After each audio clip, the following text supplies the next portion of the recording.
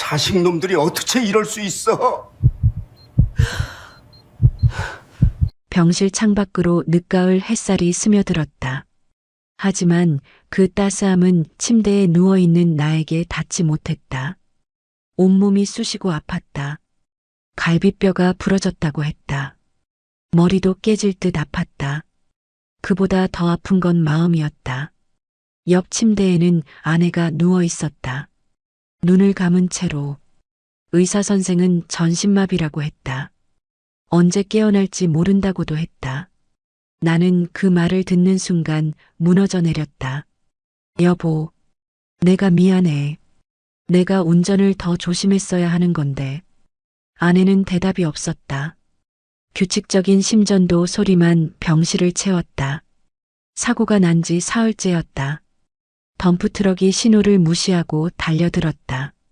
순식간이었다.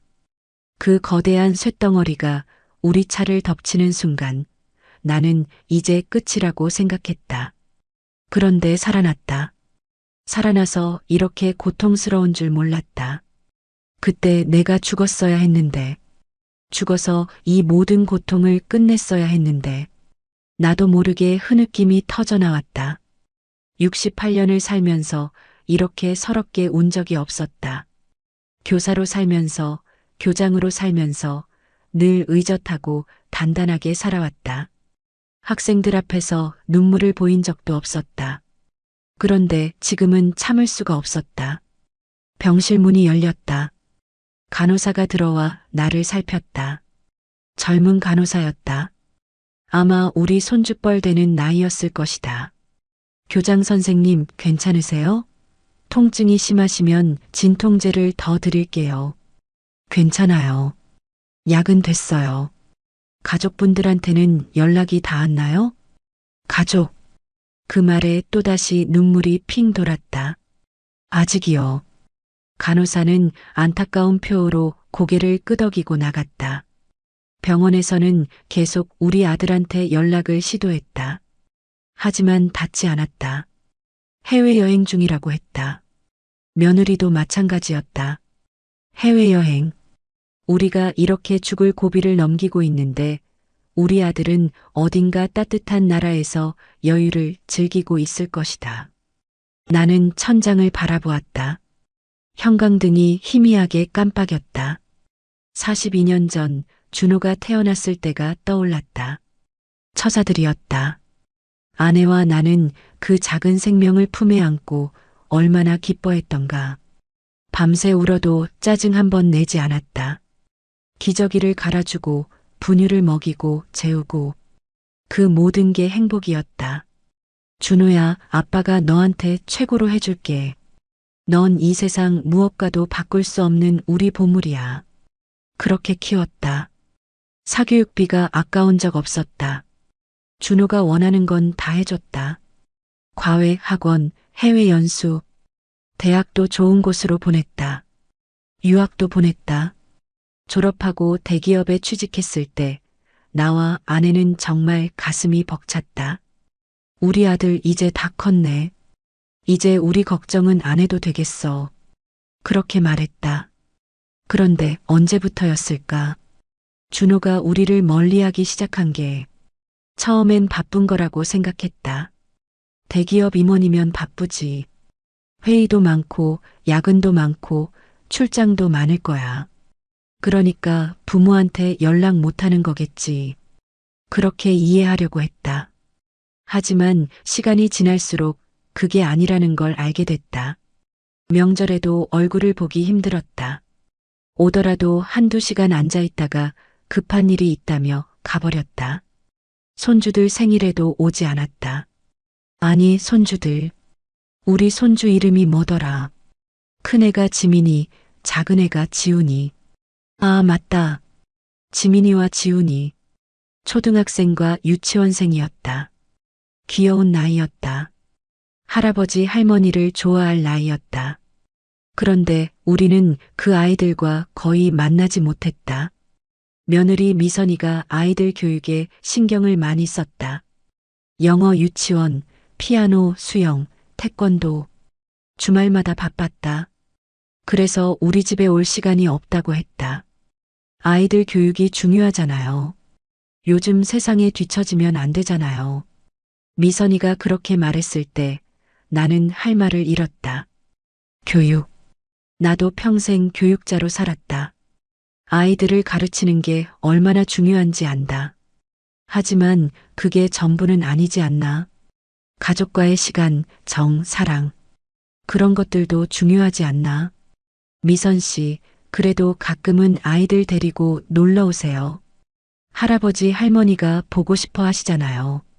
아내가 조심스럽게 말했다. 네, 시간 되면요. 미선이는 그렇게 대답하고는 다시는 오지 않았다. 석 달 전 우리 손주 지민이 생일이었다. 아내가 미리 케이크를 예약하고 선물도 준비했다. 지민이가 좋아하는 로봇 장난감이었다. 오늘은 꼭 오겠지? 손주 생일인데. 아내가 기대에 찬 목소리로 말했다. 그럼 오겠지. 나도 그렇게 믿었다. 하지만 준호는 오지 않았다. 전화도 받지 않았다. 저녁 8시가 넘어서야 문자 하나가 왔다. 죄송합니다. 갑자기 회의가 잡혀서 못 갈 것 같아요. 케이크는 내일 가져다 드릴게요. 그 문자를 보고 아내가 울었다. 소리 내지 않고 조용히. 나는 아내의 어깨를 감싸 안았다. 우리 둘 다 말이 없었다. 케이크는 결국 우리가 먹었다. 둘이서 초를 켜고 불을 끄고 생일 축하 노래를 불렀다. 손주가 없는 생일 파티였다. 여보, 우리가 뭘 잘못한 걸까요? 아내가 물었다. 글쎄, 나도 모르겠어. 정말 몰랐다. 우리가 준호한테 무엇을 잘못했는지. 혹시 너무 많이 줬나? 혹시 너무 잘해줬나? 혹시 그래서 준호가 우리를 당연하게 여기는 건가? 그런 생각들이 머릿속을 맴돌았다. 그리고 한 달 전, 우리는 결심했다. 여보, 이 재산 어떻게 할까요? 아내가 물었다. 우리는 50년 가까이 살면서 모은 재산이 있었다. 교사 월급으로 모은 돈도 있었고, 젊은 시절 투자한 부동산이 크게 올라서 생긴 돈도 있었다. 정확히 계산해 보니 500억 원이 넘었다. 처음엔 믿기지 않았다. 우리가 이렇게 많은 돈을 가지고 있다니. 평생 검소하게 살았는데 말이다. 준호한테 물려줘야겠지. 나는 당연하다는 듯 말했다. 하지만 아내는 고개를 저었다. 그 아이가 이 돈을 받으면 어떻게 쓸까요? 제대로 쓸까요? 그야. 나는 말을 잇지 못했다. 솔직히 자신이 없었다. 준호가 이 돈을 받으면 어떻게 쓸지. 미선이와 함께 더 큰 집을 사고, 더 비싼 차를 사고, 더 화려한 삶을 살게 뻔했다. 그리고 우리는 그 돈의 출처조차 잊혀질 것이다. 여보, 이 돈 사회에 환원하는 게 어떨까요? 아내가 조심스럽게 말했다. 사회에 환원? 네. 어려운 학생들 장학금도 주고 불우이웃도 돕고 우리가 평생 교육자로 살았잖아요. 그 마음으로 마지막까지 살면 좋겠어요. 아내의 말을 듣고 나는 한참을 생각했다. 그리고 고개를 끄덕였다. 그래. 그게 맞는 것 같아. 준호한테 주는 것보다 그게 더 의미 있는 일이야. 그렇게 결정했다. 우리는 변호사를 찾아갔다. 유언장을 작성했다. 재산 전액을 사회에 환원한다는 내용이었다. 공증도 받았다. 확실하게 하기 위해서였다. 선생님, 이 유언장은 절대 무효가 될 수 없습니다. 저희 의지가 확고합니다. 변호사는 고개를 끄덕였다. 알겠습니다. 걱정하지 마세요. 유언장을 작성하고 나오는 길, 아내가 내 손을 꼭 잡았다. 여보, 잘한 거 맞죠? 그럼, 잘한 거야. 나는 아내를 안심시켰다. 하지만 마음 한구석이 무거웠다. 준호가 이 사실을 알면 어떻게 반응할까? 분노할까? 서운해할까? 아니면 아무렇지도 않을까? 그런 생각을 하던 중에 사고가 났다. 봉사활동을 마치고 집으로 돌아오는 길이었다. 우리는 매주 토요일마다 동네 경로당에서 봉사를 했다. 어르신들 식사 준비도 돕고 말벗도 되어드렸다. 오늘도 수고했어요, 선생님들. 경로당 회장님이 고마워하셨다. 아니에요. 저희가 더 행복합니다. 아내가 환하게 웃으며 대답했다. 집으로 가는 길은 평소와 다르지 않았다. 신호등이 바뀌길 기다렸다. 초록불이 들어왔다. 나는 천천히 차를 출발시켰다. 그 순간이었다. 왼쪽에서 덤프트럭이 달려들었다. 빨간불인데도 멈추지 않았다. 나는 급하게 핸들을 꺾었지만 이미 늦었다. 쿵 하는 소리와 함께 세상이 뒤집혔다. 그 다음 기억은 없다. 깨어났을 때는 병원이었다. 온몸이 아팠다. 의사가 내 상태를 설명했다. 갈비뼈 세대 골절, 뇌진탕, 전신 타박상. 부인께서는 상태가 더 심각합니다. 전신마비입니다. 의사의 말에 나는 정신이 아득해졌다. 언제 깨어날 수 있나요? 확실하지 않습니다. 최선을 다하겠습니다. 병원에서는 준호에게 연락을 시도했다. 하지만 닿지 않았다. 아드님이 해외여행 중이신가 봅니다. 계속 연락을 시도하겠습니다. 간호사가 말했다. 해외여행. 그 말을 듣는 순간 모든 게 무너졌다. 우리가 이렇게 고통받고 있는데 준호는 여행을 즐기고 있다니. 부모가 사고를 당했다는 소식조차 모르고 있다니. 나는 그때 깨달았다. 준호는 더 이상 우리 아들이 아니라는 것을. 병실 문이 다시 열렸다. 이번엔 중년 남자가 들어왔다. 주민센터에서 일하는 김 팀장이었다. 우리와 오래 알고 지낸 사이였다. 교장 선생님, 괜찮으세요? 김 팀장은 걱정스러운 얼굴로 물었다. 팀장님, 와주셔서 고맙습니다. 무슨 말씀을요? 소식 듣고 바로 달려왔습니다. 사모님은 어떠신가요? 의식이 없어요. 언제 깨어날지 모른답니다. 김 팀장은 안타까운 표정을 지었다. 아드님은 연락이 닿았나요? 아직이요. 해외여행 중이래요. 해외여행이요? 이런 상황에 김 팀장도 믿기지 않는다는 표정이었다. 팀장님, 제가 한 가지 부탁이 있습니다. 말씀하세요. 제 책상 서랍에 서류가 하나 있어요. 유언장이에요. 그걸 좀 가져다 주시겠어요? 김 팀장은 잠시 망설이다가 고개를 끄덕였다. 알겠습니다. 집 열쇠는 어디 있나요? 나는 병실 옆 사물함을 가리켰다. 김 팀장은 열쇠를 챙겨서 나갔다. 1시간쯤 지나서 김 팀장이 돌아왔다. 손에 서류 봉투를 들고 있었다. 가져왔습니다. 고맙습니다. 나는 봉투를 받아들었다. 그 안에 우리의 결심이 담겨 있었다. 500억 원을 사회에 환원한다는 결심. 김 팀장은 조심스럽게 물었다. 선생님, 실례가 안 된다면 여쭤봐도 될까요? 유언장에 뭐가 적혀 있는지. 나는 잠시 망설였다. 하지만 김 팀장은 믿을 수 있는 사람이었다. 그리고 이제 누군가에게는 말해야 할 것 같았다. 저희 재산을 사회에 환원하기로 했어요. 네.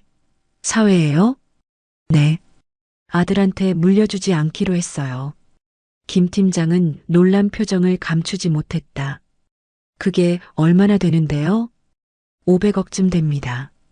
500억이요? 김 팀장은 더욱 놀랐다. 당연했다. 평범한 교사 부부가 그 정도 재산을 가지고 있다는 건 상상하기 어려웠을 것이다. 젊었을 때 투자한 땅이 많이 올랐어요.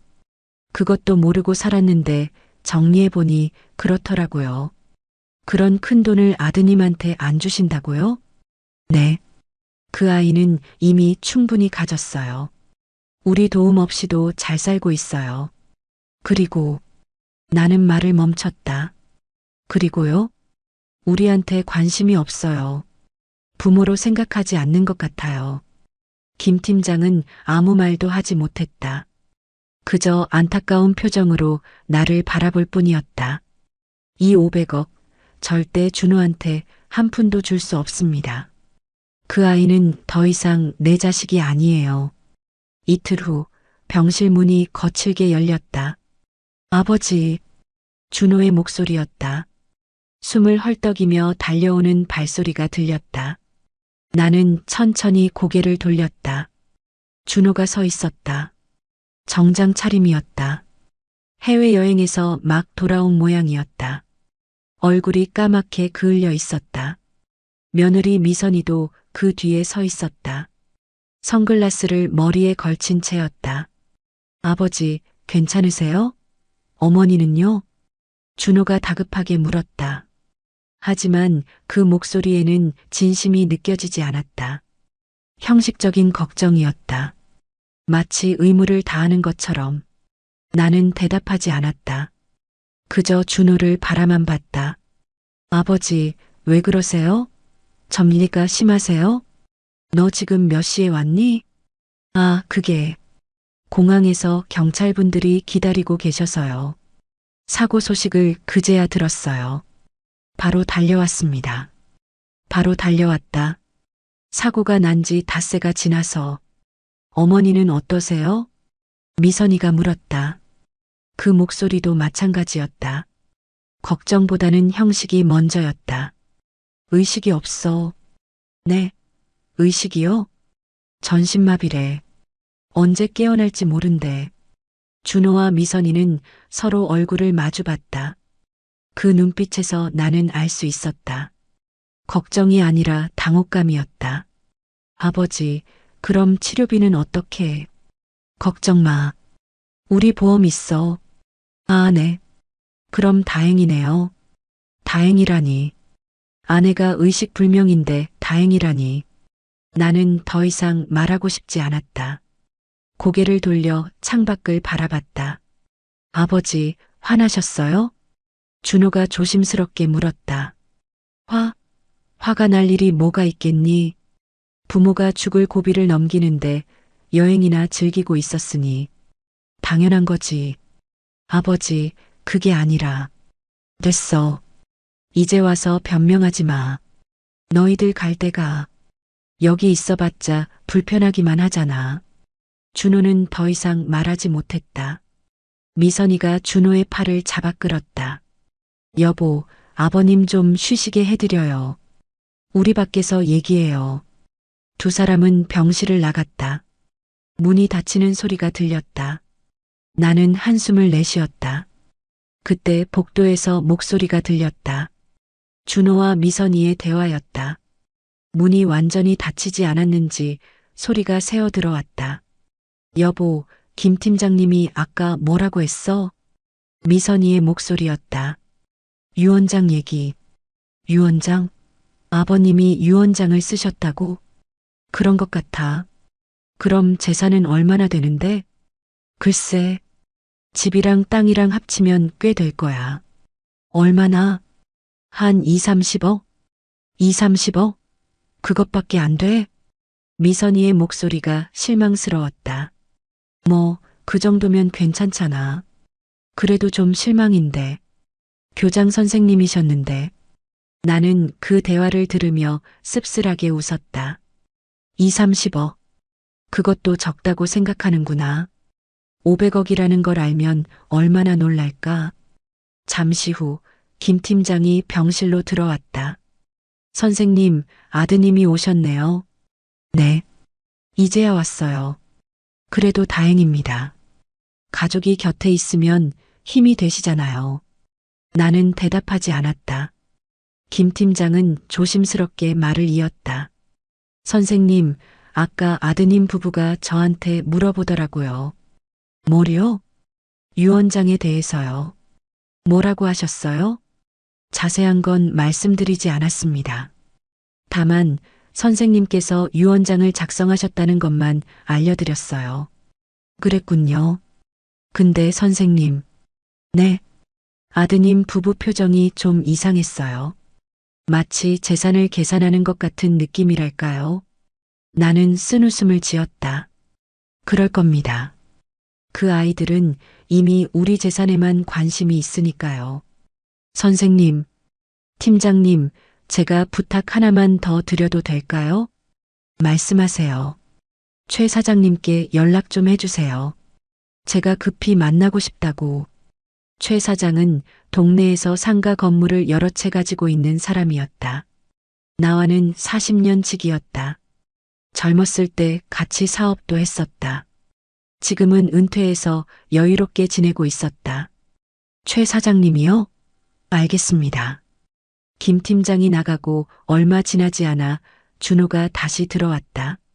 아버지, 제가 병원비랑 이것저것 처리할 게 많을 것 같은데요. 필요 없어. 아니, 그래도 제가 아들인데요. 아들.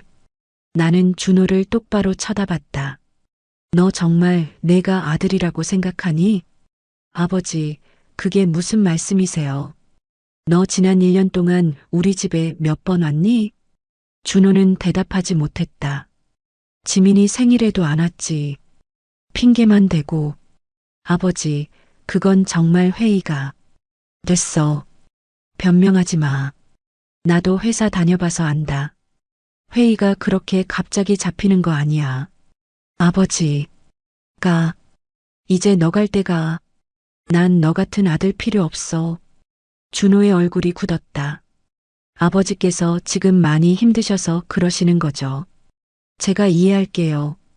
이해? 내가 뭘 이해해? 나는 더 이상 말하지 않았다. 준호는 한참을 서 있다가 나갔다. 다음 날 오전 최 사장이 병실을 찾아왔다. 자네 고생이 많네. 최 사장은 나를 보더니 한숨을 내쉬었다. 사장님 와주셔서 고맙습니다. 뭘? 우리 사이에. 그나저나 사모님은 어떤가? 의식이 없어요. 아이고, 이런.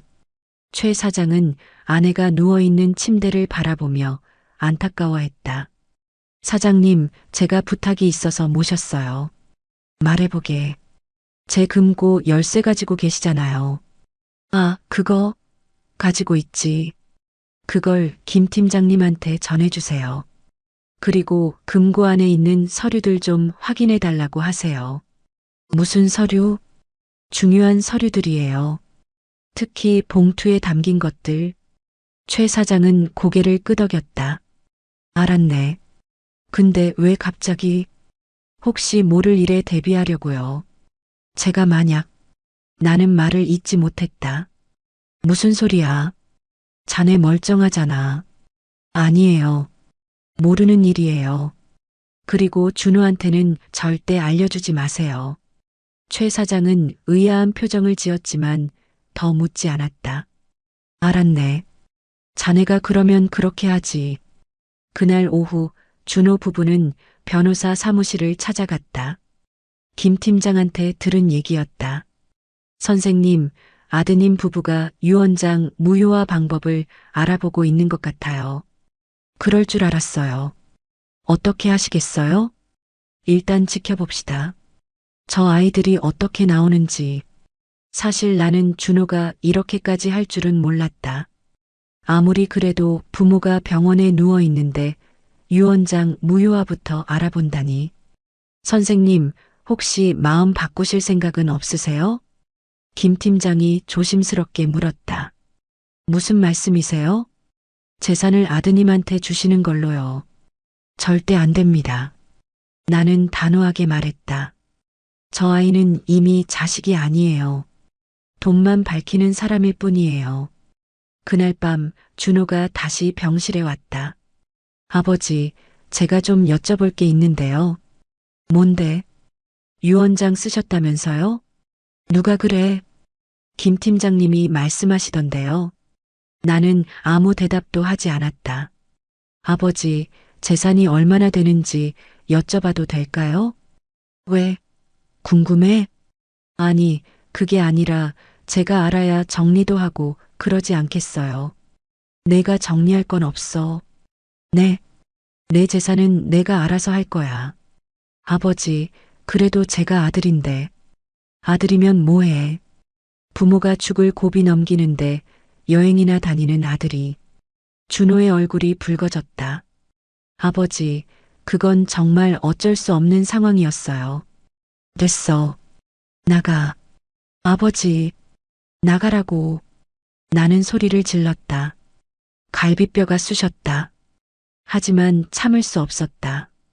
준호는 더 이상 말하지 않고 나갔다. 복도에서 또 미선이의 목소리가 들렸다. 여보, 어떻게 된 거예요? 모르겠어. 아버지가 아무 말씀도 안 하셔. 유언장 내용은 뭐예요? 그것도 모르겠어. 변호사가 말해주지 않더라고. 답답해 죽겠네. 재산이 얼마나 되는지도 모르고. 일단 집이랑 땅 가치를 알아봐야겠어. 그래요. 빨리 알아봐요. 나는 그 대화를 들으며 한숨을 내쉬었다. 정말 끝이구나. 우리 부자 관계는 이제 끝이구나. 다음 날 김 팀장이 최 사장과 함께 왔다. 선생님, 금고를 열어봤습니다. 뭐가 있던가요? 서류들이 많더라고요.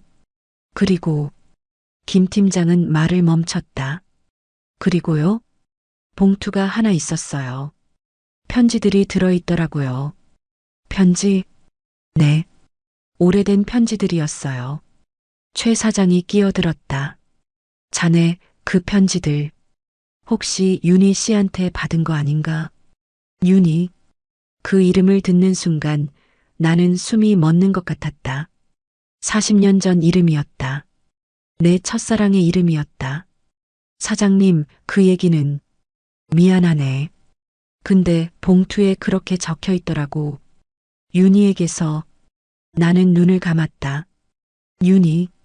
25살 때 만난 여자였다. 대학 동기였다. 아름답고 똑똑했다. 나는 그녀를 정말 사랑했다. 하지만 부모님 반대로 헤어졌다. 윤희는 집안이 어려웠다. 아버지가 사업 실패로 빚을 지고 있었다. 우리 부모님은 그런 집안과 혼사를 하는 걸 반대하셨다. 이윤희하고는 안 돼. 내 인생 망치는 거야. 어머니가 그렇게 말씀하셨다. 나는 결국 윤희와 헤어졌다. 그리고 1년 후 부모님이 정해주신 사람과 결혼했다. 지금의 아내였다. 윤희는 어떻게 됐을까? 가끔 궁금했다. 하지만 찾아볼 용기는 없었다. 선생님, 편지를 읽어보셨어요? 김 팀장이 물었다. 아니요. 읽어보시는 게 좋을 것 같아요. 왜요? 편지에 중요한 내용이 있어요. 무슨 내용? 김 팀장은 조심스럽게 봉투를 꺼냈다. 오래된 편지 한 통이 들어 있었다. 읽어드릴까요? 아니요. 제가 읽을게요. 나는 떨리는 손으로 편지를 받았다. 펼쳤다. 윤희의 글씨였다. 40년 전 그대로였다. 영수야, 너무 오랜만이지? 잘 지내고 있니? 나는 괜찮아. 걱정하지 마. 사실 너한테 할 말이 있어서 이렇게 편지를 써. 우리가 헤어진 후에 알게 된 건데. 나 임신했었어. 너랑 헤어지기 한 달 전쯤. 하지만 너한테 말할 수 없었어. 우리 이미 헤어지기로 했잖아. 그래서 혼자 낳았어. 딸이야. 이름은 윤지라고 지었어. 너를 닮아서 예뻐. 너한테 미안해.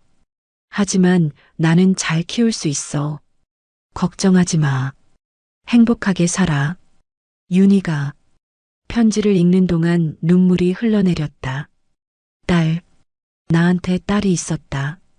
40년 동안 몰랐다. 선생님, 괜찮으세요? 김 팀장이 걱정스럽게 물었다. 나는 대답할 수 없었다. 그저 편지를 꽉 쥐고 흐느꼈다. 편지를 읽고 난 후 나는 한동안 말을 잇지 못했다. 딸, 내게 딸이 있었다니. 40년 동안 모르고 살았다니. 선생님, 물 한 잔 드시겠어요? 김 팀장이 물을 건넸다. 나는 떨리는 손으로 받아 마셨다. 팀장님, 그 봉투에 편지가 더 있었나요? 네, 몇 통 더 있었어요. 다 가져오셨어요? 여기 있습니다. 김 팀장은 봉투를 내밀었다. 나는 하나씩 꺼내 읽기 시작했다. 두 번째 편지는 10년 후에 쓰인 것이었다. 영수야, 윤지가 벌써 10살이 됐어. 초등학교에 들어갔어. 공부도 잘하고 착해. 너를 많이 닮았어. 가끔 윤지가 물어. 아빠는 어디 있냐고. 나는 하늘나라에 계신다고 했어. 미안해, 거짓말을 했어. 하지만 달리 말할 수가 없었어. 윤지한테 너 얘기를 어떻게 하겠니? 너는 다른 가정이 있잖아. 그래도 윤지는 잘 자라고 있어. 걱정하지 마. 윤희가. 세 번째 편지는 20년 후였다. 영수야. 윤지가 대학생이 됐어. 장학금을 받아서 다니고 있어. 정말 기특해. 나는 식당 일을 하면서 윤지를 키웠어. 힘들었지만 후회는 없어. 윤지가 내 전부야. 가끔 너 생각을 해. 지금쯤 어떻게 살고 있을까? 행복하게 살고 있길 바래. 윤희가. 마지막 편지는 10년 전 것이었다. 영수야. 나 이제 많이 아파. 의사 선생님이 시간이 얼마 안 남았대. 윤지한테는 아직 말하지 못했어. 윤지가 걱정할까봐. 너한테 마지막으로 하고 싶은 말이 있어. 윤지를 부탁해. 내가 죽으면 윤지는 혼자가 돼. 너라도 윤지를 찾아줬으면 좋겠어. 윤지는 너 딸이야. 제발 부탁해. 윤희가. 편지를 다 읽고 나는 주저앉았다. 윤희는 죽었구나. 10년 전에. 나는 몰랐다.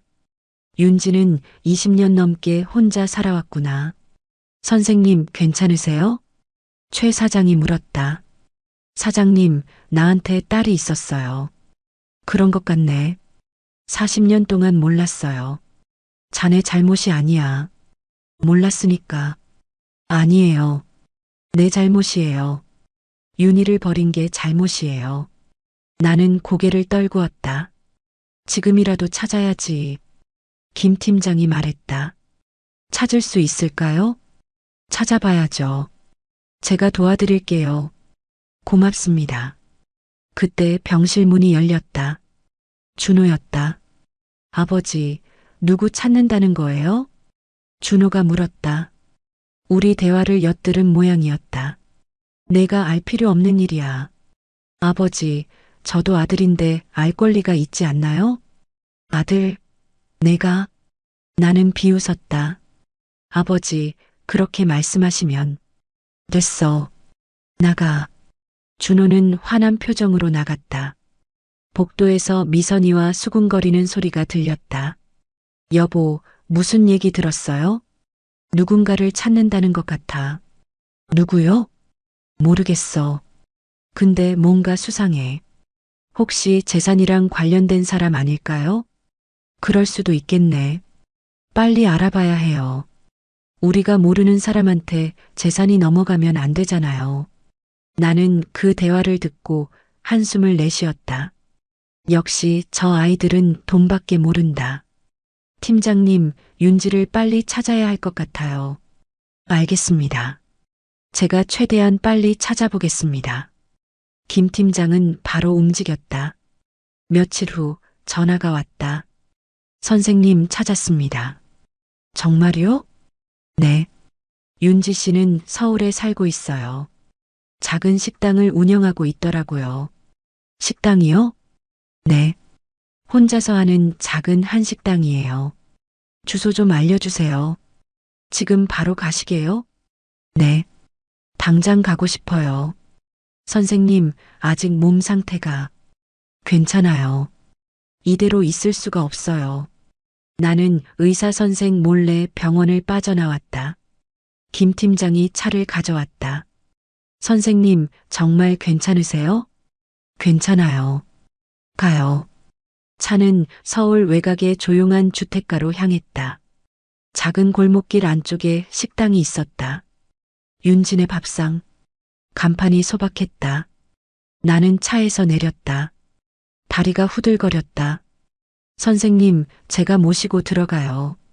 김 팀장이 내 팔을 잡았다. 식당 문을 열었다. 작은 공간이었다. 테이블이 5개 정도 있었다.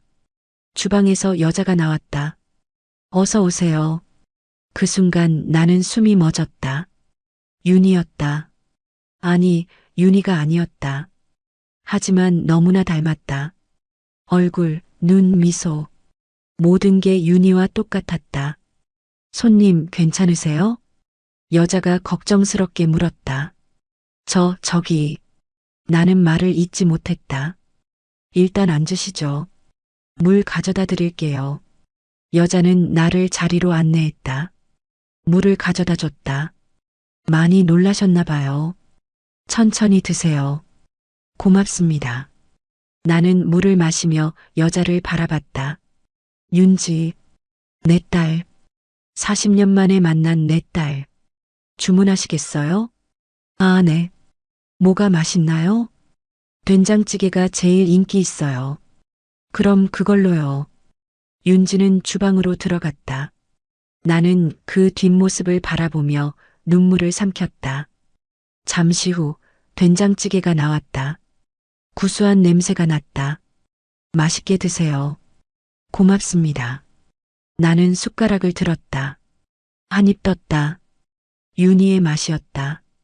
40년 전 윤희가 해줬던 된장찌개 맛이었다. 맛있어요. 다행이네요.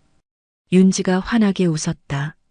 식사를 마치고 나는 조심스럽게 물었다. 사장님, 여기 오래 하셨어요? 한 10년 됐어요. 혼자 하시나 봐요? 네, 혼자예요. 가족은요? 윤지의 얼굴이 어두워졌다. 가족은 없어요. 어머니가 10년 전에 돌아가셨거든요. 아버지는요? 아버지는 제가 태어나기 전에 돌아가셨대요. 거짓말이었다. 윤희가 윤지한테 한 거짓말이었다. 그랬군요.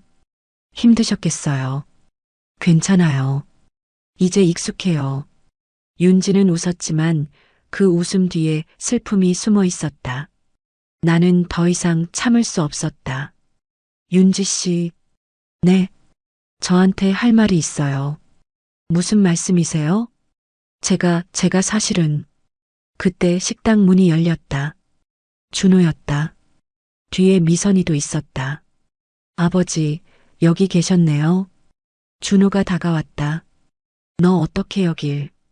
김 팍장님한테 물어봤어요. 아버지가 어디 가신다고 하셔서 걱정돼서 따라왔어요. 거짓말이었다. 준호의 눈빛이 말해주고 있었다. 재산 때문이었다. 여기가 어딘데요? 미선이가 식당을 둘러보며 물었다. 식당이에요. 윤지가 대답했다. 여기 사장님이세요? 네.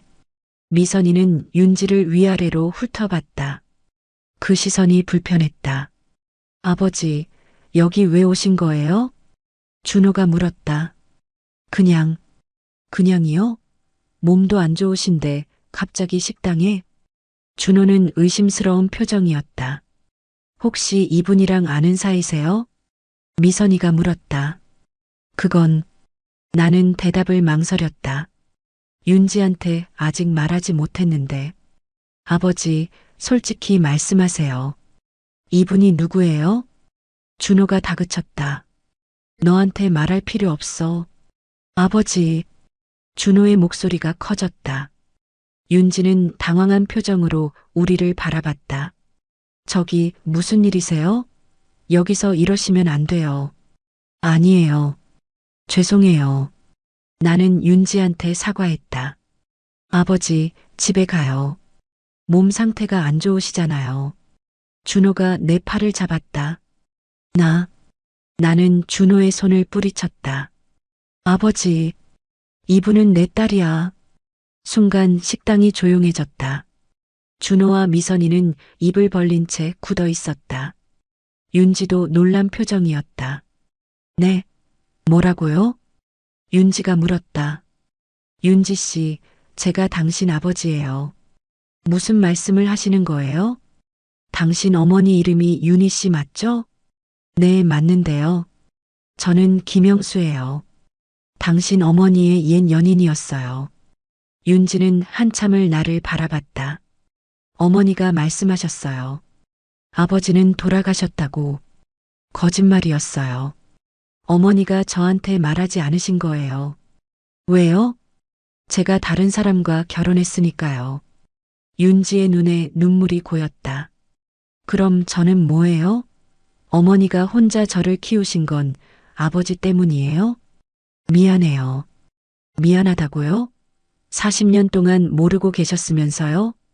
몰랐어요. 정말 몰랐어요. 어머니가 편지를 보내셨지만 받지 못했어요. 거짓말. 윤지가 소리쳤다. 나가세요. 당장 나가세요. 윤지 씨, 제발. 나가라고요. 윤지는 울면서 소리쳤다. 나는 더 이상 말할 수 없었다. 준호가 내 팔을 잡아 끌었다. 아버지, 가요. 윤지 씨, 나가세요. 나는 발걸음을 돌렸다. 밖으로 나오자 미선이가 말했다. 여보, 이게 무슨 일이에요? 아버님한테 딸이 또 있었다고요? 나도 처음 알았어. 그럼 재산 상속은 어떻게 돼요? 설마 저 여자한테도 가는 거예요? 모르겠어. 준호의 목소리가 떨렸다. 나는 차에 올라탔다. 김 팀장이 운전석에 앉았다. 선생님, 괜찮으세요? 괜찮아요. 거짓말이었다. 전혀 괜찮지 않았다. 윤지의 울음소리가 귓가에 맴돌았다. 병원으로 돌아가는 길 준호가 전화를 했다. 아버지, 그 여자가 정말 아버지 딸이에요?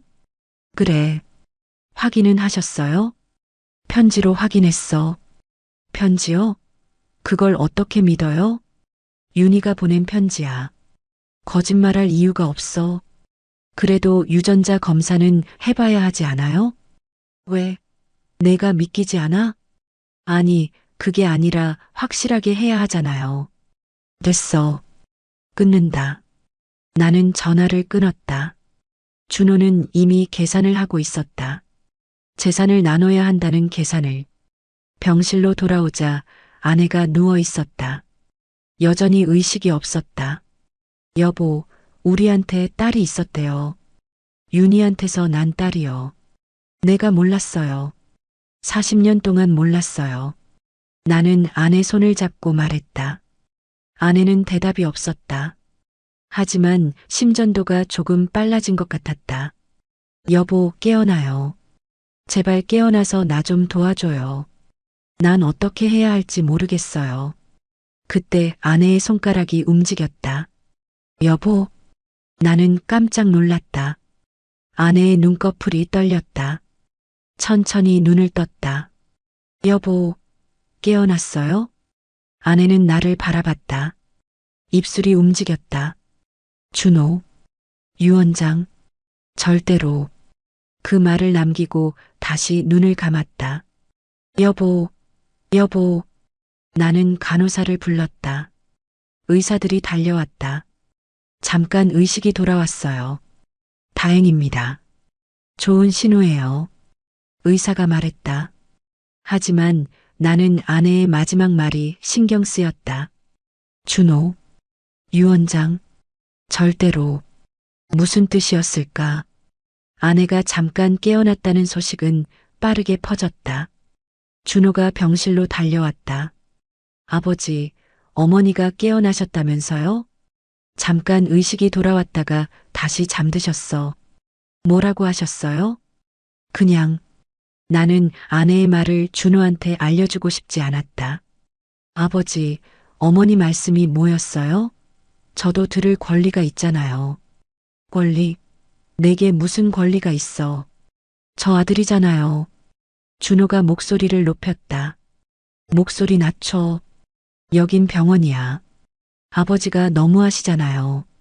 저한테는 아무것도 말씀 안 해주시고 그 여자는 뭔데 갑자기 나타나서. 여자? 윤지 말하는 거니? 네. 그 사람이 정말 아버지 딸이에요? 그래. 확인은 하셨어요? 편지로 확인했다고 했잖아. 편지만으로는 부족해요. 유전자 검사를 해야 해요. 왜 그래야 하는데? 혹시라도 사기꾼일 수 있잖아요. 사기꾼? 나는 어이가 없었다. 너 지금 무슨 소리 하는 거니? 아니, 요즘 세상에 재산 노리고 접근하는 사람들 많잖아요. 윤지는 그런 아이가 아니야. 아버지는 어떻게 아세요? 만난 지 얼마나 됐다고. 됐어. 그만해. 나는 더 이상 듣고 싶지 않았다. 준호는 화난 표정으로 나갔다. 복도에서 미선이와 대화하는 소리가 들렸다.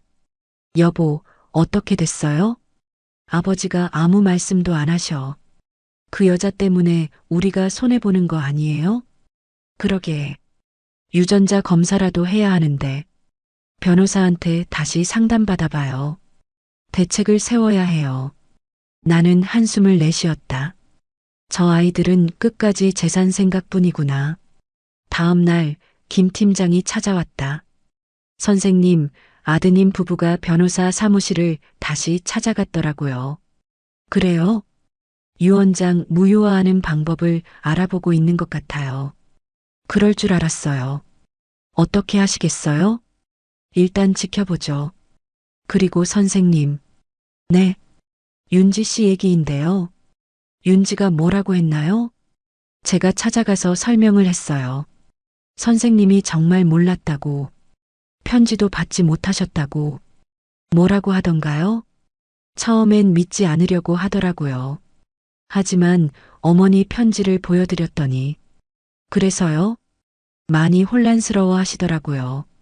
40년 동안 아버지가 돌아가신 줄 알았는데 살아계셨다는 게 그랬겠죠. 그런데 선생님. 네. 윤지 씨가 한 가지 부탁을 하시더라고요. 무슨 부탁? 재산은 필요 없다고요. 그냥 아버지로 인정해 주시면 된다고. 나는 가슴이 먹먹해졌다. 재산은 필요 없다고. 그냥 아버지로 인정해 달라고. 준호와는 정반대였다. 팀장님, 윤지한테 다시 전화해 주세요. 제가 만나고 싶다고. 알겠습니다.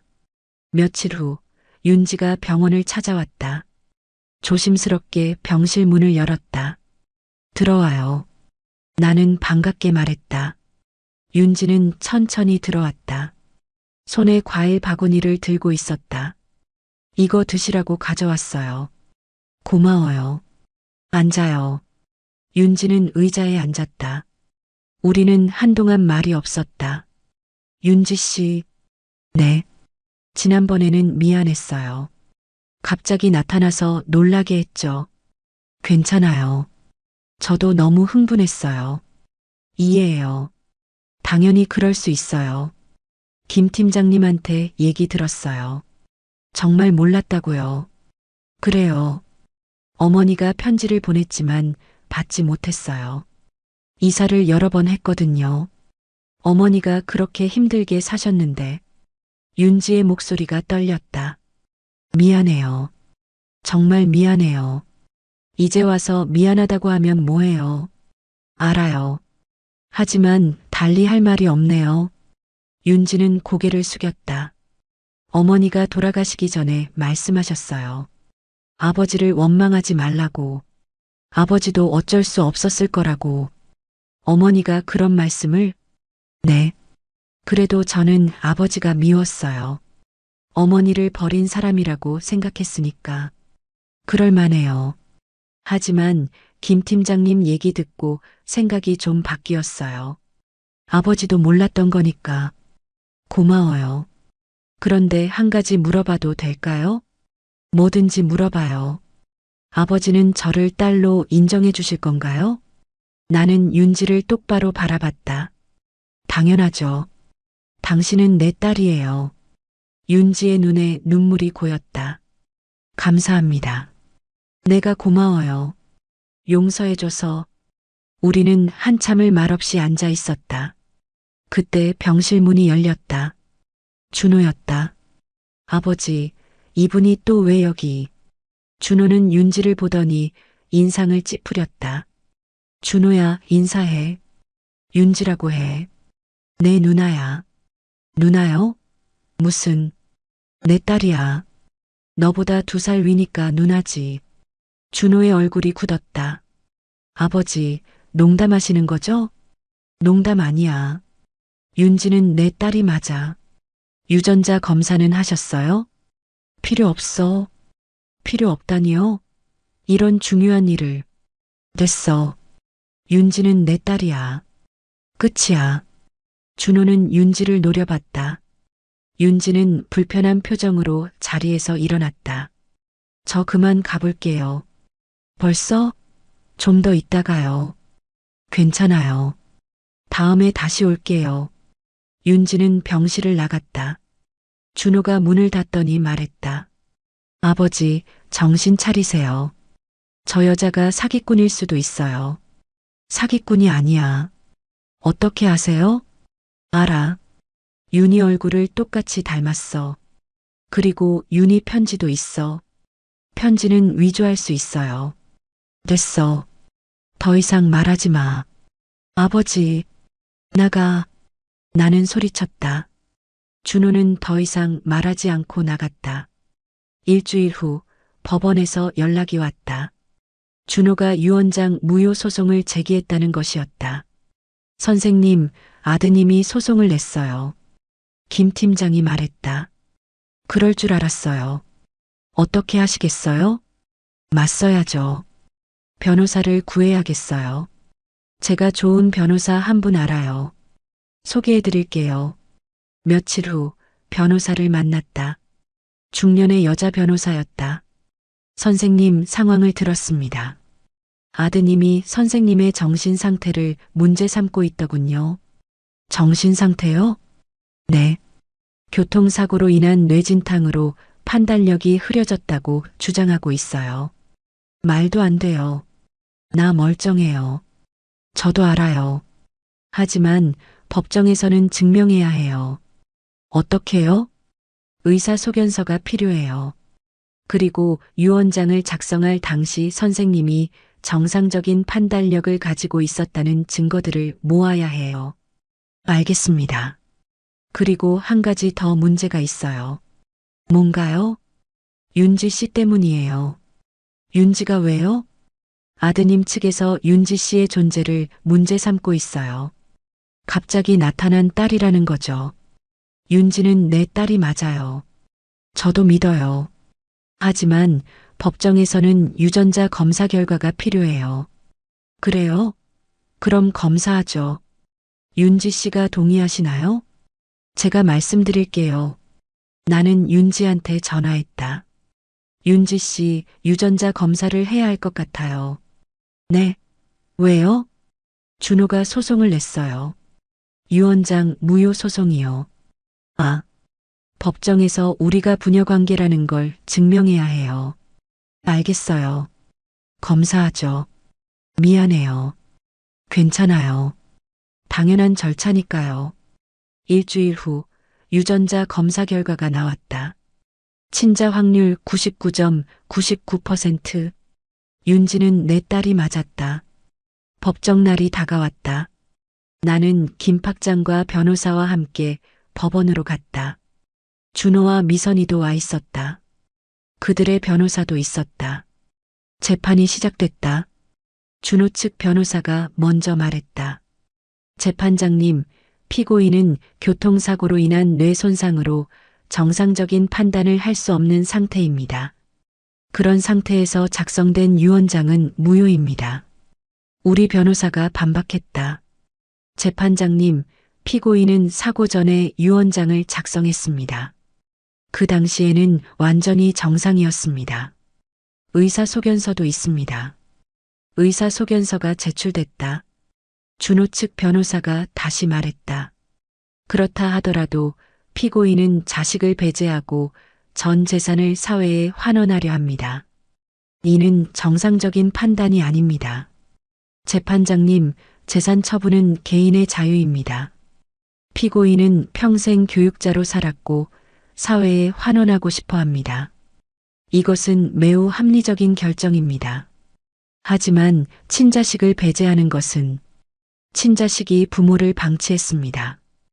교통사고가 났는데도 닷새 동안 연락이 닿지 않았습니다. 이런 자식에게 재산을 물려줄 이유가 없습니다. 재판장이 물었다. 원고 측 사실인가요? 교통사고 소식을 닷새 후에 들었다는 게 준호가 일어났다. 재판장님, 저는 해외여행 중이었습니다. 연락을 받을 수 없는 상황이었습니다. 해외여행이요? 부모님께 알리지 않고요? 그게 갑자기 가게 됐습니다. 갑자기 해외여행을요? 준호는 대답하지 못했다. 재판장이 말했다. 원고 측의 주장은 설득력이 부족합니다. 계속 진행하겠습니다. 그때 준호 측 변호사가 새로운 서류를 제출했다. 재판장님, 새로운 증거를 제출하겠습니다. 무슨 증거인가요? 피고인이 과거에 불법적인 자금 거래를 했다는 증거입니다. 나는 깜짝 놀랐다. 뭐? 변호사가 서류를 펼쳤다. 이것은 30년 전 피고인이 동업자와 함께 운영하던 사업체의 장부입니다. 여기에 불법적인 자금 세탁 기록이 있습니다. 그건 나는 말문이 막혔다. 30년 전 일이었다. 최 사장과 함께 작은 사업을 했었다. 부동산 투자였다. 그때 세금 문제로 좀 복잡한 처리를 했었다. 불법까지는 아니었지만 애매한 부분이 있었던 건 사실이었다. 이 돈이 지금 피고인의 재산의 상당 부분을 차지합니다. 불법적으로 얻은 돈을 사회에 환원한다는 것은 말이 안 됩니다. 재판장이 물었다. 피고인 측 해명하시겠습니까? 우리 변호사가 일어났다. 재판장님, 이것은 30년 전 일입니다. 시효도 지났고 당시 세무당국의 승인도 받았습니다. 승인을 받았다는 증거가 있나요? 지금은 없습니다. 너무 오래전 일이라 증거가 없다면 인정할 수 없습니다. 재판장의 말에 나는 절망했다. 모든 게 끝난 것 같았다. 그때 방청석에서 누군가 일어났다. 최 사장이었다. 재판장님, 제가 증언하겠습니다. 누구신가요? 저는 피고인의 옛 동업자입니다. 그 자금 거래에 대해 설명할 수 있습니다. 최 사장이 증인석에 섰다. 말씀하세요. 30년 전 저와 피고인은 부동산 투자를 했습니다. 그 과정에서 세금 문제가 복잡했던 건 사실입니다. 하지만 불법은 아니었습니다. 모든 절차를 밟았고 세무서의 승인도 받았습니다. 증거가 있습니까? 제 금고에 보관되어 있습니다. 당시 세무서에서 받은 승인 문서입니다. 가져오겠습니다. 최 사장은 다음 재판 때 서류를 가져왔다. 30년 전 세무서 승인 문서였다. 재판장이 확인했다. 이것은 정식 승인 문서가 맞습니다. 원고 측의 주장은 받아들일 수 없습니다. 준호의 얼굴이 창백해졌다. 미선이는 고개를 숙였다. 재판장이 말했다. 최종 판결은 다음 주에 내리겠습니다. 재판이 끝나고 나는 병원으로 돌아왔다. 몸도 마음도 지쳐 있었다. 선생님, 고생 많으셨어요. 김 팀장이 위로했다. 팀장님, 고마워요. 팀장님 도움이 없었으면 여기까지 못 왔을 거예요. 무슨 말씀을요? 당연한 일 했을 뿐이에요. 병실로 들어가자 아내가 누워 있었다. 여전히 의식이 없었다. 나는 아내 손을 잡았다. 여보, 힘든 시간이었어요. 하지만 이제 끝이 보여요. 조금만 더 버텨요. 아내의 손가락이 살짝 움직였다. 여보, 들려요? 하지만 더 이상의 반응은 없었다. 다음 날 아침 윤지가 찾아왔다. 아버지, 괜찮으세요? 어제 재판 힘드셨죠? 괜찮아요. 윤지가 더 힘들었을 거예요. 미안해요. 아니에요. 저는 괜찮아요. 윤지는 의자에 앉았다. 아버지, 제가 한 가지 말씀드릴 게 있어요. 뭔가요? 저는 아버지 재산 필요 없어요. 윤지 씨, 정말이에요. 저는 그냥 아버지가 있다는 것만으로도 충분해요. 어머니가 돌아가신 후로 저는 혼자였어요. 가족이 없었어요. 그런데 이제 아버지가 생겼잖아요. 그것만으로도 감사해요. 나는 가슴이 뭉클했다. 고마워요, 윤지. 그러니까 재판에서 저도 상관없어요. 저는 그냥 아버지 곁에 있을 수 있으면 돼요. 윤지. 나는 윤지의 손을 잡았다. 당신은 정말 착한 아이예요. 어머니를 닮았나 봐요. 어머니는 정말 좋은 분이셨어요. 힘들게 사셨지만 늘 웃으셨어요. 미안해요. 내가 어머니를 행복하게 해드렸어야 했는데. 이제 와서 그런 말씀하지 마세요. 어머니는 행복하셨어요. 저랑 함께 있을 때 행복하셨어요. 우리는 한참을 이야기를 나눴다. 어머니 얘기, 어린 시절 얘기, 식당 얘기. 윤지는 혼자서 식당을 10년 동안 운영했다고 했다. 어머니가 돌아가신 후 힘들었지만 포기하지 않았다고 했다. 어머니가 이 식당을 하고 싶어 하셨어요. 그래서 제가 대신 하고 있어요. 대단해요. 아니에요. 당연한 거죠. 그때 병실 문이 열렸다. 준호였다. 미선이도 함께 있었다. 아버지. 준호의 목소리가 떨렸다. 왜 왔니? 아버지, 저희가 잘못했어요. 뭐? 나는 놀랐다. 준호가 잘못했다고? 저희가 너무 욕심을 부렸어요. 돈만 생각했어요. 아버지 마음은 생각하지 않았어요. 미선이도 고개를 숙였다. 죄송해요, 아버님. 저희가 정신을 못 차렸어요. 나는 두 사람을 바라봤다. 진심으로 보였다. 준호야. 네, 아버지. 내가 정말 반성하는 거니? 네. 정말이에요. 재판 끝나고 생각해 봤어요. 제가 얼마나 나쁜 짓을 했는지. 그래. 아버지, 소송 취하할게요. 유언장도 인정할게요. 아버지 뜻대로 하세요. 나는 한참을 준호를 바라봤다. 정말 반성하는 걸까? 아니면 또 다른 계산이 있는 걸까? 준호야, 너 정말 진심이니? 네, 아버지. 진심이에요. 그럼 한 가지만 물어볼게. 네. 너는 지난 1년 동안 우리 집에 몇 번 왔니? 준호는 대답하지 못했다. 지민이 생일에도 안 왔지. 어머니 환갑에도 안 왔어. 명절에도 안 왔어. 왜 안 왔니? 바빴어요. 바빴다고? 부모보다 더 중요한 게 뭐가 있어? 죄송해요. 미안하다고만 하면 되니? 너희 때문에 어머니가 얼마나 우셨는지 아니? 준호는 고개를 숙였다. 정말 죄송해요, 아버지. 나는 한숨을 내쉬었다. 됐어. 이제 와서 후회해도 소용없어. 아버지, 나가. 너희 얼굴 보기 싫어. 아버지, 제발. 나가라고. 준호와 미선이는 병실을 나갔다. 윤지가 조심스럽게 말했다. 아버지, 너무 매정하게 하시는 거 아니에요? 윤지 씨는 모를 거예요.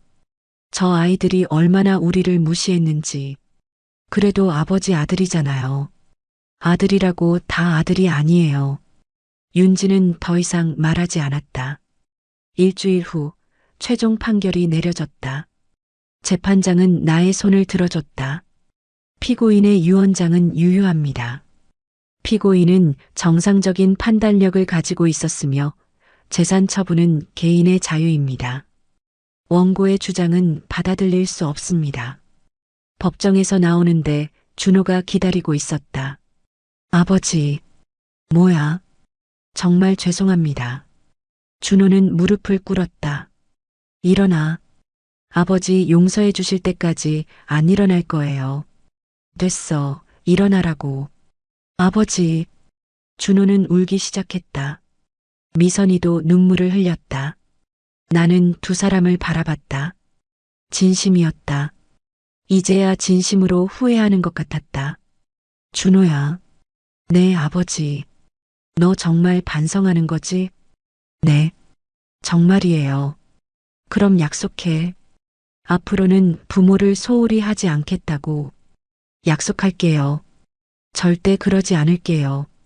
나는 준호를 일으켰다. 일어나. 사람들이 봐. 준호는 일어나서 눈물을 닦았다. 고마워요, 아버지. 고맙긴. 너희가 진짜 반성하는지 지켜볼 거야. 네. 증명해 보일게요. 그날 밤 병실로 돌아왔다. 아내가 누워 있었다. 나는 아내 손을 잡았다. 여보, 재판에서 이겼어요. 우리가 이겼어요. 아내의 눈꺼풀이 떨렸다. 천천히 눈을 떴다. 여보, 나는 깜짝 놀라 의사를 불렀다. 의사들이 달려왔다. 부인께서 깨어나셨습니다. 의사가 소리쳤다. 아내는 나를 바라봤다. 입을 열었다.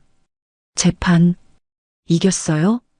네, 이겼어요. 다행이에요. 여보, 이제 괜찮아요. 모든 게 끝났어요. 아내는 미소를 지었다. 준호는요? 반성했어요. 진심으로. 정말요? 네. 무릎까지 꿇었어요. 그 아이도 이제 철이 들었나 봐요. 그런 것 같아요. 아내는 고개를 돌려 옆을 봤다. 윤지는요? 윤지도 만났어요. 우리 딸이에요. 보고 싶어요. 당장 부를게요. 나는 윤지한테 전화했다. 윤지 씨, 어머니가 깨어났어요. 정말요? 지금 갈게요. 30분 후 윤지가 도착했다. 병실 문을 조심스럽게 열었다. 어머니, 윤지는 아내를 보며 눈물을 흘렸다. 어머니, 처음 뵙겠습니다. 저는 윤지예요. 아내도 눈물을 흘렸다. 윤지, 우리 딸, 내 어머니, 많이 힘들었지? 아니에요. 괜찮았어요. 미안해. 우리가 너무 늦게 찾았어. 괜찮아요. 이렇게 만났으니까요. 아내는 윤지의 손을 잡았다. 앞으로는 우리가 가족이야. 내 어머니. 그날 저녁 준호도 찾아왔다. 지민이와 지훈이도 데려왔다. 할아버지, 할머니. 아이들이 달려왔다. 어머니, 괜찮으세요? 준호가 물었다. 괜찮아. 많이 좋아졌어. 정말 다행이에요. 준호는 윤지를 봤다. 누나. 응. 죄송해요. 제가 너무 못됐어요. 괜찮아. 앞으로 잘할게요. 누나한테도 잘할게요. 그래. 고마워. 우리는 병실에서 오랜만에 가족 시간을 가졌다. 지민이와 지훈이는 할머니 손을 잡고 이런저런 얘기를 했다. 준호는 옆에서 미안하다는 말을 계속했다. 미선이는 아내 간병을 도왔다. 윤지는 우리 모두를 보며 환하게 웃었다. 정말 가족 같아요. 윤지가 말했다. 우리 가족이지. 내가 대답했다. 한 달 후 아내는 완전히 회복했다. 퇴원하는 날 우리는 집으로 돌아왔다. 집에는 준호 가족과 윤지가 기다리고 있었다. 어서 오세요. 아이들이 소리쳤다. 집안은 깨끗하게 청소되어 있었다. 식탁에는 음식이 가득했다. 누가 준비한 거야? 저희가 같이 준비했어요. 미선이가 말했다. 윤지 누나가 요리 가르쳐 줬어요. 우리는 식탁에 둘러앉았다. 오랜만에 온 가족이 모였다. 자, 건배합시다. 내가 잔을 들었다. 우리 가족의 건강과 행복을 위해. 건배. 모두가 잔을 부딪혔다. 식사 후 나는 모두를 거실로 불렀다. 오늘 중요한 발표를 하려고 해요. 무슨 발표요? 준호가 물었다. 재산 얘기예요. 순간 분위기가 조용해졌다. 유원장의 쓴 대로 재산의 대부분은 사회에 환원할 거예요. 준호는 고개를 끄덕였다. 네, 아버지. 아버지의 뜻대로 하세요. 하지만 일부는 너희들한테 남겨줄 거야. 네. 준호한테 20억, 윤지한테 30억. 아버지, 그건. 준호가 말하려 했지만 내가 손을 들었다. 듣기만 해. 준호, 너는 이미 충분히 벌고 있으니까 20억이면 돼. 윤지는 식당도 키우고 안정적으로 살 수 있게 좀 더 줄 거야. 아버지, 감사합니다. 준호가 고개를 숙였다. 윤지는 눈물을 흘렸다. 아버지, 저는 그렇게 많이 필요 없어요. 괜찮아. 너는 받을 자격이 있어. 어머니 몫이기도 해. 감사해요, 아버지. 그리고 나머지 450억은 장학재단을 만들 거예요. 어려운 학생들을 돕는 재단이요. 좋은 생각이에요. 아내가 말했다. 당신 평생 꿈이었잖아요. 그래요. 이제 이룰 수 있게 됐어요. 우리는 모두 박수를 쳤다. 그날 밤 나는 아내와 함께 창밖을 바라봤다. 별이 빛나고 있었다. 여보, 행복해요? 아내가 물었다. 행복해요. 정말 행복해요. 저도요. 이 나이에 딸도 생기고 아들도 철들고 재산도 의미 있게 쓸 수 있게 됐으니 정말 다행이에요. 여보. 네. 사랑해요. 저도 사랑해요. 우리는 손을 꼭 잡았다. 60년을 살면서 많은 일이 있었다. 기쁜 일도 있었고 슬픈 일도 있었다. 하지만 지금 이 순간이 가장 행복했다. 가족이 함께 있는 이 순간이. 다음 날부터 나는 재단 설립 준비를 시작했다. 김 팀장이 도와줬다. 최 사장도 이사로 참여하기로 했다. 윤지는 재단의 홍보를 맡았다. 준호는 기업 후원을 유치하는 일을 했다. 우리 가족 모두가 함께 재단을 만들어갔다. 석 달 후 재단 설립식이 열렸다. 많은 사람이 참석했다. 제자들도 왔다. 동네 사람들도 왔다. 김영수 장학재단을 설립합니다. 내가 선언했다. 박수 소리가 울려 퍼졌다. 이 재단은 어려운 학생들에게 장학금을 지원할 것입니다. 또한 교육 환경이 열악한 지역에 도서관을 짓고 교육 프로그램을 지원할 것입니다. 더 큰 박수가 터져 나왔다. 행사가 끝나고 나는 아내와 함께 집으로 돌아왔다. 여보, 피곤하죠? 좀 피곤하네요. 쉬어요. 우리는 소파에 앉았다. 창밖으로 석양이 지고 있었다. 여보. 네.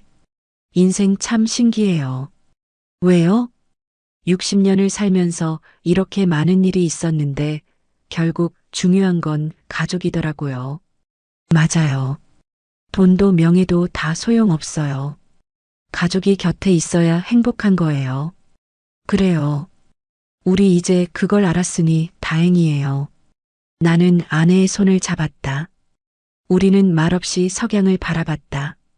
해가 지고 있었다. 하지만 우리 인생의 해는 이제 다시 떠오르고 있었다. 새로운 시작이었다.